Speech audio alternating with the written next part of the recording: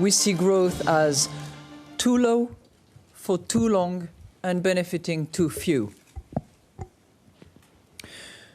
In and of itself, it's not good news, but it's also fertile ground for political dynamics that can depress global growth even more. That was Christine Lagarde, the managing director at the IMF, forecasting a sluggish global economy. Investing your money in a slow growth economy is always a challenge. How can you get the most return for your investment and ensure that you're investing morally?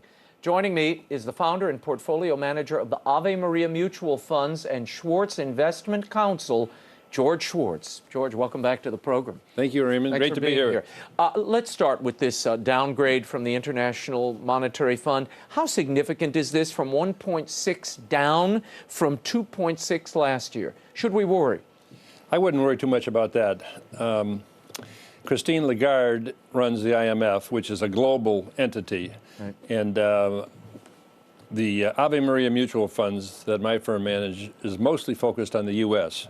And around the globe, mostly in Europe, things are really in bad shape, partly because of fiscal policy and monetary policy and immigration issues and so forth. But with this global economy, the U.S. market is so tied and business is so tied to those markets, right? It is. It is, no doubt about it. And Janet Yellen is to blame in part, too, for maintaining these extremely low interest rates. And the rest of the central bankers around the world have followed suit and gone even further, driving interest rates below zero, which is hard to get your mind around sometimes. Can you imagine taking out a mortgage for $100,000 and then only have to pay back $95,000? No, it's unbelievable. And Janet Yellen, whom you just mentioned, declined to raise interest rates once again. Yeah. It would seem to me, this is a de-incentive for people to save. Yes, because you can't make any money putting money in the bank. And it is an incentive to go and spend like a drunken sailor, which seems to be the only thing keeping this American bubble afloat, George. Yeah, and Janet and the rest of the central bankers around the world have put themselves in a box, and it's hard to get out now. If they raise interest rates, they think that's going to tank the economy of that particular country. Because the consumer spending will drop. That's the theory. My view is that the sooner interest rates are allowed to reflect the market conditions, that is, higher interest rates than zero, the better it'll be for everybody. And particularly if it's a quarter-point increase or a half-point increase coming from almost zero, it's not going to be a big deal. So should people get in the market now or stay out? As the great Sir John Templeton used to say, any day is a good enough day to buy a good enough mutual fund. And our mutual funds are plenty good. I think they're extremely good. And people with a long time horizon ought to be invested in the stock market with some portion of their money. How healthy is this stock market in the macro? When you look out, I mean, you've been dealing with this for decades now. Yes. As you look across this landscape, it seems to have these wild fluctuations, George. It does, but after you draw a least square line through them, it always goes up. And the market will keep going up. Maybe not every day, every week, every month, or even every year. But the long-term direction of stock prices in the U.S., and that's our focus, the U.S., is upward. Indeed, in the fourth quarter, there's going to be an uptick in economic activity. The economy has been running at an extremely low rate of growth, 1.5%, 2% for the last 7 years, as a result of Obama's policies in many respects. But the fourth quarter might be up as much as 3% year over year, and that could be the start of something good. But whether it's up 3% or 2.5%, or even stays at 1.5% to 2% the way it's been running, in the long run, productivity will pick up, efficiencies will pick up, and if we get a pro-growth president, who would hopefully be a pro-life president as well, we could get some fiscal stimulation and tax rate cuts. As your friend and mine, Larry Kudlow, says, those lower tax rates could really stimulate the economy and get us back to a 4 or 5% annual growth rate, real GDP growth. Yeah. Let's talk for a moment about your George's gems. These are your guidance for picking how to invest your money and picking stocks. What would you recommend? Let's go down the list. Well, first of all, we want to invest in companies for our Ave Maria mutual funds that are well-established, high-quality companies with extremely strong balance sheets. That's a very important distinction to make. Many companies are over-leveraged, have too much debt on their balance sheets, and don't have staying power, and therefore don't have control of their own destiny. Above all, we want companies that don't violate the moral screens established by our Catholic Advisory Board, particularly abortion and pornography and a few things like that. But in terms of the fundamental investment research that my staff and I do, we want strong balance sheets. We want companies with sustainable competitive advantages, as Warren Buffett would call it, a moat. Right. But sustainable competitive advantages with high profit margins and high return on equity, and companies that can control their own destiny to a much greater degree. A friend of mine who's a great investor always says, it's never the what, it's the who. He always looks at the who's running the company, who are the creatives in the mix, and he even travels at times, like Warren Buffett, and I imagine some in your staff do, to the places of sure. point of purchase to see how they're interacting with the public. How important is that, and how does the casual investor get this understanding? The casual investor isn't going to get that understanding. The casual investor should invest in mutual funds that they believe in, mutual funds that have a good track record like ours, particularly if they're pro-life and pro-family, the way our funds are structured, and then not try to pick individual issues or try to figure out if this company is going to have a good quarter or a bad quarter, or going to beat last year's earnings or not beat last year's earnings. Have you lost money as a result of the moral code that you insist upon when buying funds or buying stock? No, that hasn't held us back at all. In fact, one of our Catholic Advisory Board members thinks that our very good investment performance is divinely inspired because we're Catholic and we screen out companies that support abortion. But I tell him and anyone else that it's the result of hard work by my analysts and my staff of portfolio managers. And no, we've had very good investment results. We screen out about 150 companies out of the Russell 3000. So that's only 5% of companies of the 3,000 largest companies in the country. And my staff and myself have had no trouble finding good investment opportunities for each of our funds. Some other rules of thumb I want to get through here. Be conservative, know the field, be a contrarian. What does that mean? Be a contrarian means don't do what everybody else is doing. If everybody else is buying, then prices are too high. If everybody is selling, they've driven the prices down to the point where prices are too low.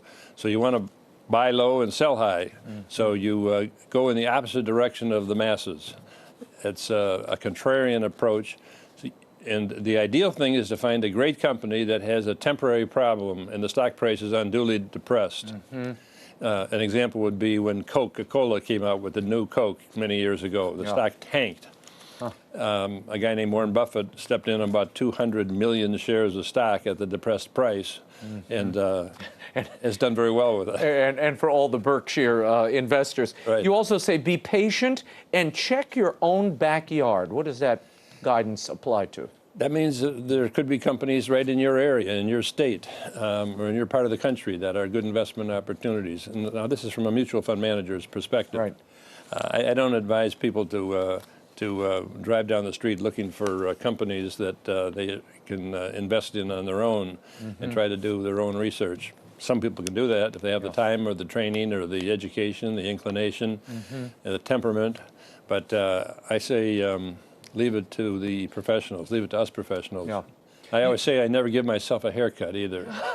So you don't like this idea of these people going online and kind of buying and selling in real time like they're their own broker, essentially. It's silly. It's gambling, and unfortunately, the discount brokerage firms promote the trading activity and pretend like it's almost a casino, and it's a slap in the face to real capitalists and the real capitalism, which is an integral part of the success of a free market economy. What is the best breakdown, the ratio of how you should invest your money, a lot of people looking in are frankly scared. Yeah. And it's probably sitting in a bank somewhere, just rotting because of the inflation and the taxes and everything else. And earning almost zero. Right, yeah, the interest rates. The ratio of stocks to bonds is a largely personal decision depending on your age and your temperament. The old standard trust department formula was 60-40, 60% stocks, 40% bonds. And the older one gets, the more one might put in bonds because bonds are typically safer than stocks. Are they still a decent investment, bonds? Not long maturity bonds. Short maturity bonds have a place, and it's basically as a place to preserve principal. Short maturity being 5 to 10 years? I would say 4 or 5 years or less. That'd be short maturities. That has less volatility, and you're closer to maturity. But when interest rates go up, which they will at some point, then the long maturity bonds are going to get whacked, really get whacked badly. They can go down 20, 30% in price, and people don't realize that. We've completed a 35-year bull market in bonds. In other words, bond prices have gone up, and interest rates have declined for 35 years. That's over. That's reaching its end. That's reaching its end, yeah. So where do you put those monies if you've invested them in bonds all this time? You could put it in the Ave Maria bond fund. Oh, of course. Why a bond fund? Wouldn't you put it in an index of S&P 500? There's nothing wrong with index funds. We don't happen to manage them. They are not screened for the moral screens that we use.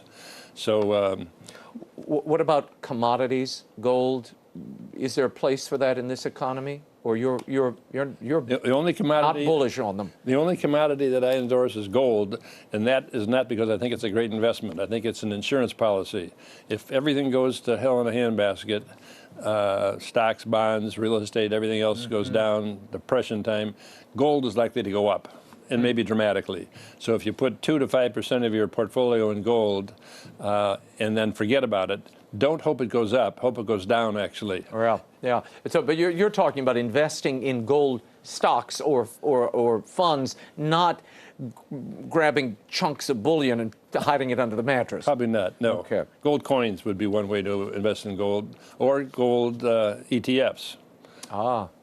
Exchange-traded funds. Yeah, explain to people what those are. Those are a little instrument. ETFs are exchange-traded funds, and there's one called the Gold Fund, which invests strictly in gold bullion, and you can buy a piece of that like you buy a stock.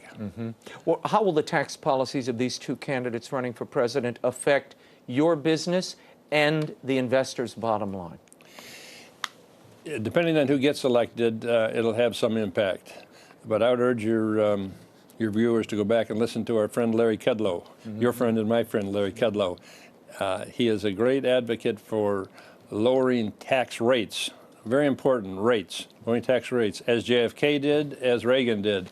And in both cases, it stimulated the economy enormously and grew jobs and grew opportunities and grew the economy, and the stock market did really well.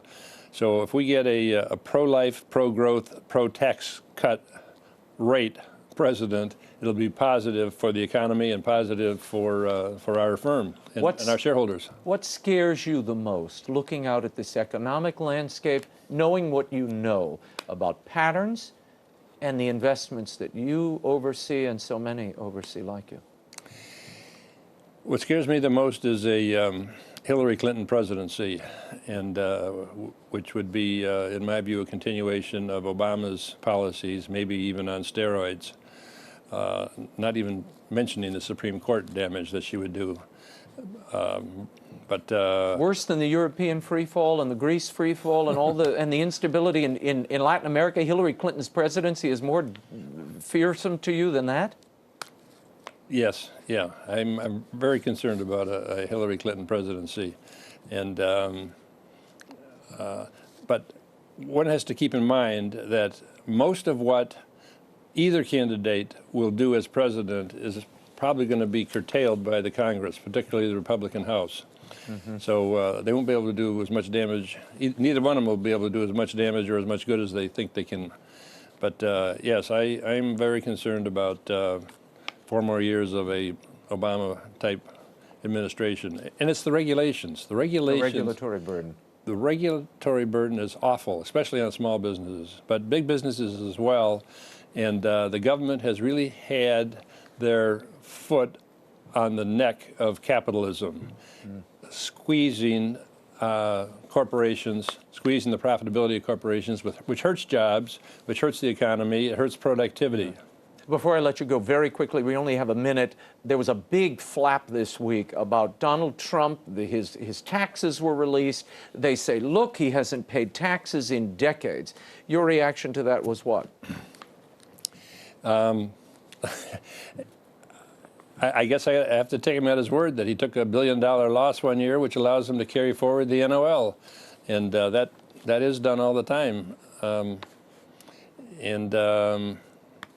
I would have thought it was better if a year ago he had released his tax returns and not hid behind this comment that it's being audited by the IRS and get it over with. But now here doing it 6 weeks before the election is it puts a lot of doubt in people's minds about his credibility or his